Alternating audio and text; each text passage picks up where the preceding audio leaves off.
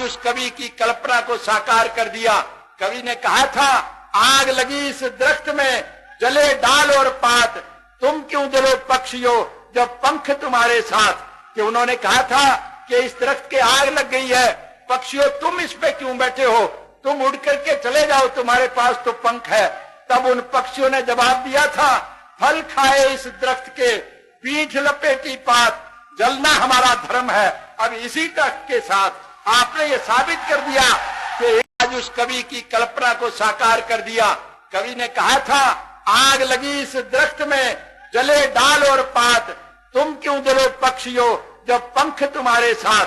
कि उन्होंने कहा था कि इस दरख्त के आग लग गई है, पक्षियों तुम इस पे क्यों बैठे हो, तुम उड़ करके चले जाओ, तुम्हारे पास तो पंख है। तब उन पक्षियों ने जवाब दिया था, फल खाए इस दरख्त के, पीठ लपेटी पात, जलना हमारा धर्म है। अब इसी तर्क के साथ आपने ये साबित कर दिया कि आज उस कवि की कल्पना को साकार कर दिया। कवि ने कहा था, आग लगी इस दरख्त में, जले डाल और पात, तुम क्यों जलो पक्षियों जब पंख तुम्हारे साथ।